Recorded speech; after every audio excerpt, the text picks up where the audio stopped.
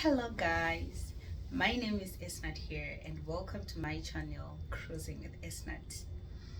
On this channel we're going to be talking about all that you need to know about the application process to get a job on board a cruise line, as well as what to expect when you finally come on board.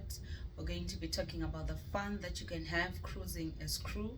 We're going to be talking about crew activities. We're going to be talking about the life, the ship life. So it's basically everything that you need to know, especially for crew, or especially for those who would like to come and join and work on board a cruise line.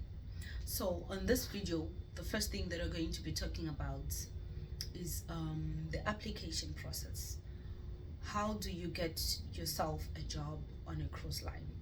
There are two processes actually, but I'm going to be talking mostly about the one that I know, and which is applying directly to a cruise line. Well, there are some people in other countries who use agents, but unfortunately, fortunately, the country that I come from, agents that I know of, or that I knew of as at this time of recording, and as at the time by which I left. So, and some other countries like South Africa, they've got agents. I'm not sure about other countries like Zambia and Botswana, Kenya, Ghana. I've seen those nationalities on board. So how did I get to apply for a job online? So I got a link. I just went online and then I just typed Carnival Cruise Line, Norwegian Cruise Lines. Anyway, the cruise lines that I know of, really, that are always recruiting directly without the use of agents. There's Virgin Voyages, there's Disney, Norwegian Cruise Line, and Carnival Cruise Line. By the way, I work on board Carnival. I work on board Carnival in the United States. So that's basically what I'm going to be sharing with you. I'm going to be sharing with you my journey. So the first thing that I did was, when I went online, I just typed Carnival jobs. It will take you straight to the website for Carnival. Guys, this is something that you can do for yourself. It doesn't even take you 30 minutes to create a profile. It doesn't even take you, there's some people who have had people make them pay some money, to maybe give them links or anything. You don't really need a link to apply for a job on board Carnival. All you need to do is to go online, just type Carnival jobs, Carnival careers. There's something that pops up, and then you just follow the instructions on the portal. I'm going to be sharing with you the links for those of you who like links. So I'm going to be sharing with you links at the end of the video. So make sure to like and subscribe, and make sure to watch till the end. Okay, so I went online.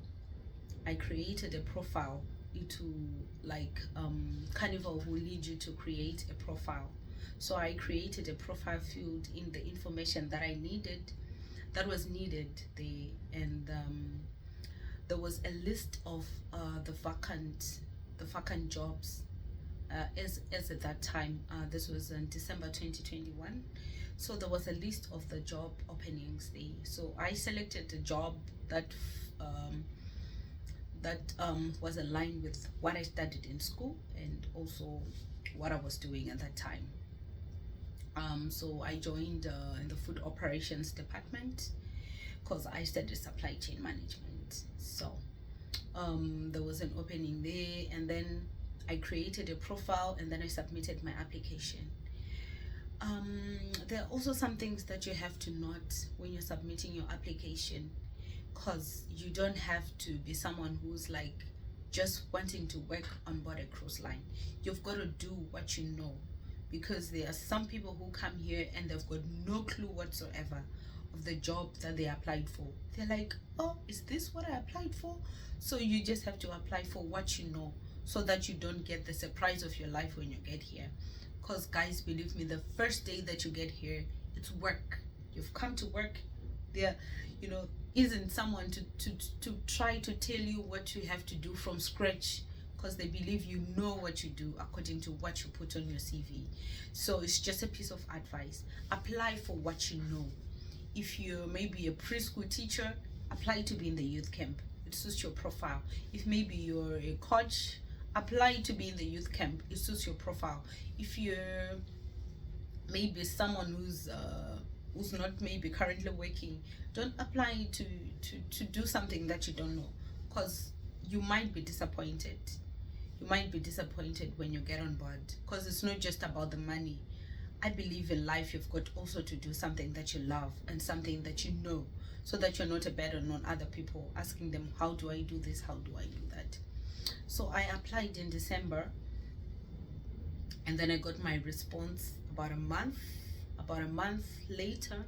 There's some people, well, from the conversations that I've had on board, who got their responses maybe a day later, 2 days later.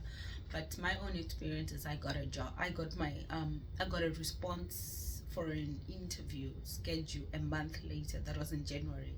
So I had my first job in January. So when I applied to 2 companies. I applied to Norwegian, and then I applied to Carnival. So Carnival responded, and then I just focused on Carnival. So the whole process took about 7 months.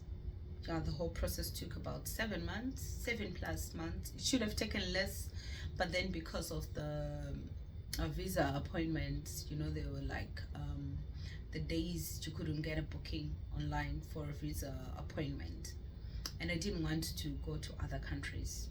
So when I got my when I did my first interview, it was online. So they give you an application that you can download, and then it was more like a technical interview. So you sort of like respond to the questions. It's got a timer, so you sort of like respond to the questions that are asked, and then after that you submit your responses, and then they can get back to you. So they got back to me like a month later again, and then they scheduled another interview. Usually they give you like a week. So I had another interview. So this was now a face-to-face interview online as well.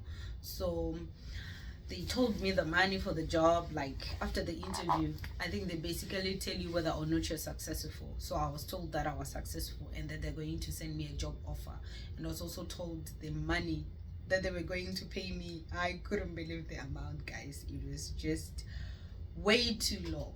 It was just like what I was earning back home. So I was like, oh yeah, it's okay, I'll take up the job. So about a week later, I sent them an email to sort of like I think I'd received a job. I hadn't received a job offer, but so I sent them an email, and then they responded like a month later, guys. Believe me, they responded like a month later. I thought these guys were not going to respond. So when they responded, guess what? They gave me another job offer. They were like, can you go online and accept or decline the job offer that we're giving you based on your interview?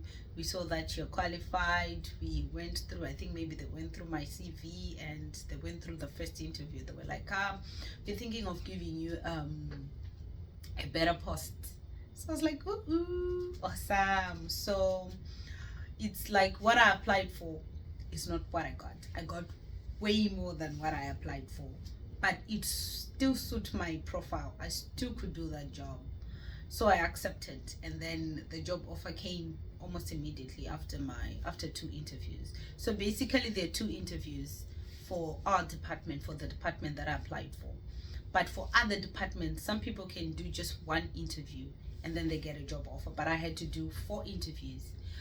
So I had to do 2 interviews for the first job offer, and then I had to do 2 interviews again for the second job offer.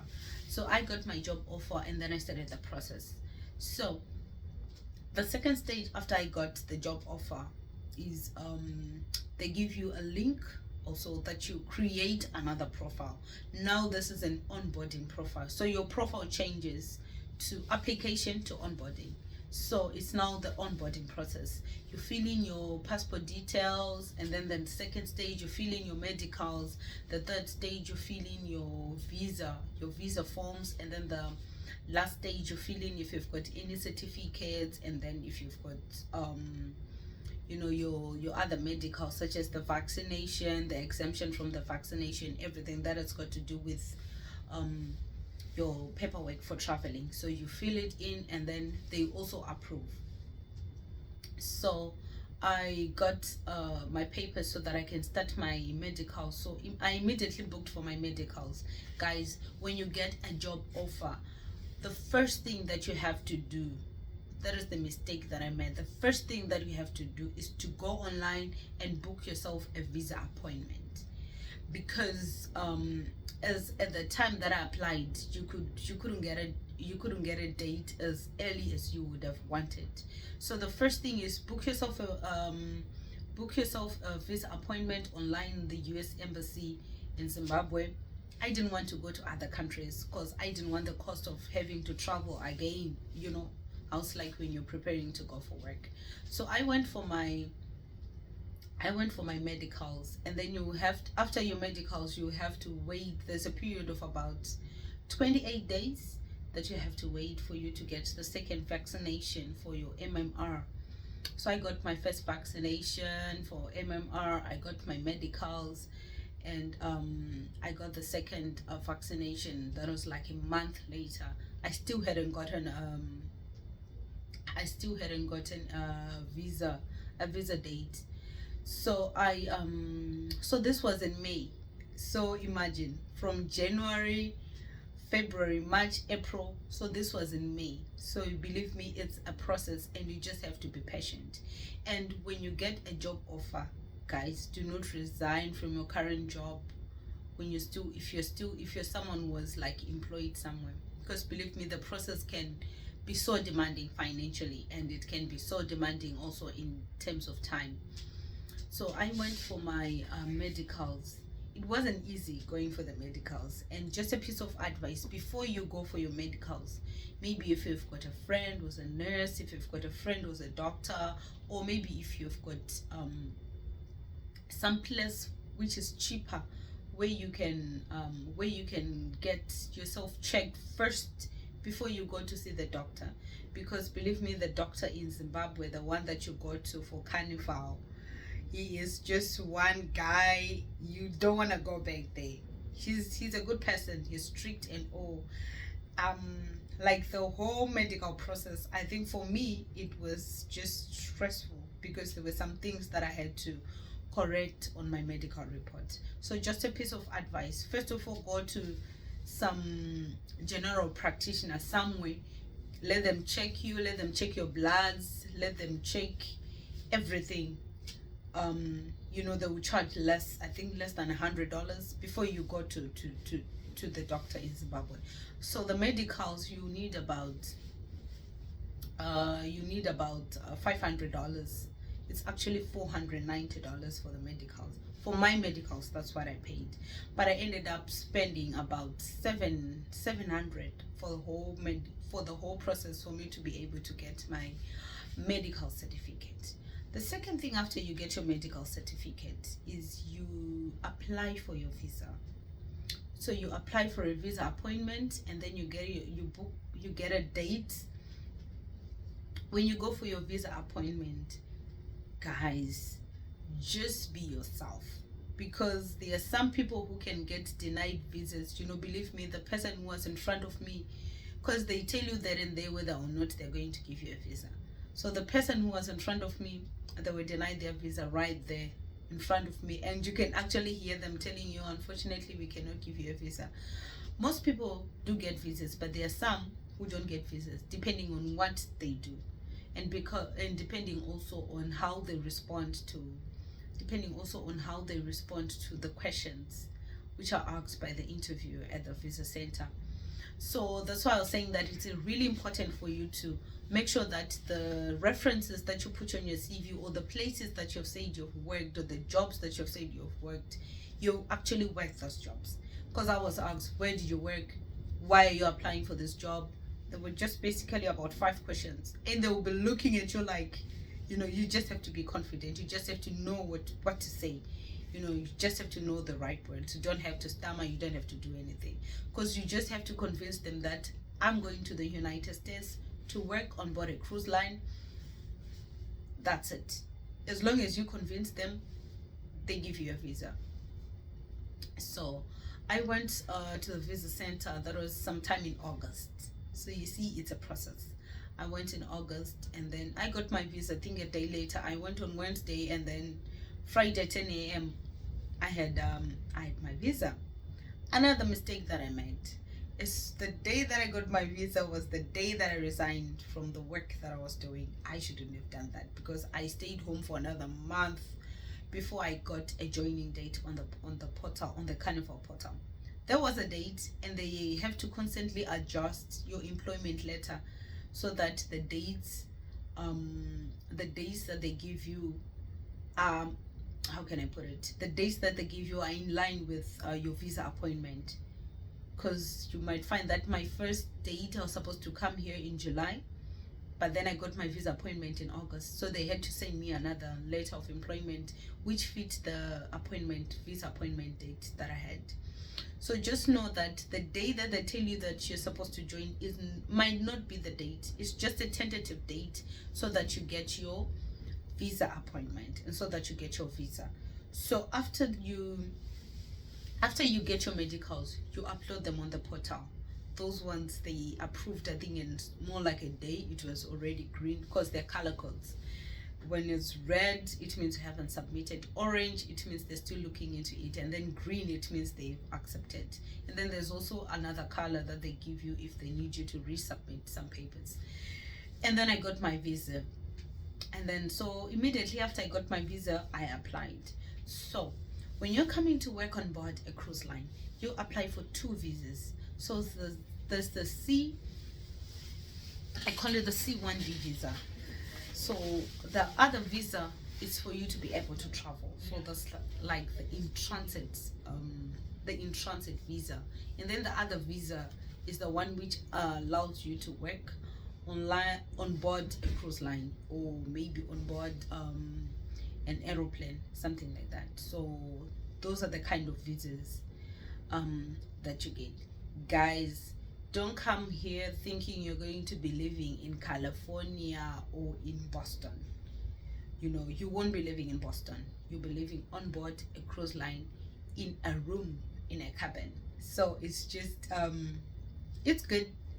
So in my next video, I'm going to be sharing with you some of the things that you need to do before you come here. After everything is done, after you've gotten your visa, your medicals, I'm going to be sharing with you on some of the things that you need to do before you come here, so that you prepare yourself, you prepare your mind, you prepare your body, you just prepare yourself spiritually as well. So the last thing that I had to do for my department, I had to purchase a plane ticket by myself. Because usually when you apply by yourself, you buy a plane ticket by yourself, depending on the department that you're joining. There are other guys in other departments, like the youth camp, the youth staff. The company pays for their ticket, but I had to buy a ticket by myself, and you don't get reimbursed for that. The only thing that they will reimburse you for is the visa, of which I got my visa for like $320 for both visas. And when I got here in a week, they'd reimbursed my money.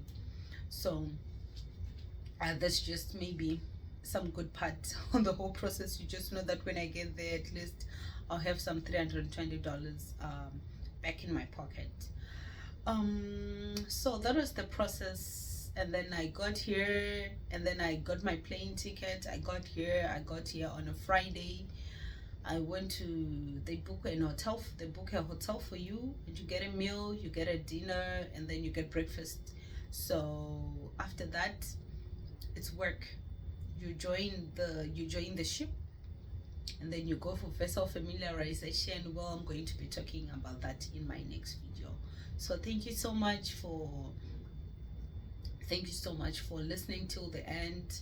Make sure to like and subscribe this channel, and make sure to leave in your comments send me a message with your questions so that I know what to share with you in my next video. But guys, apply. If you're looking for something to do, just ask what you need to know, and then I can share with you from my experience here, or maybe the qualifications that you have. Maybe you've got questions on how much you can earn working on board. I know a lot of you want to know how much to expect, so just stick around, ask questions, and then I'll share with you more in my next video.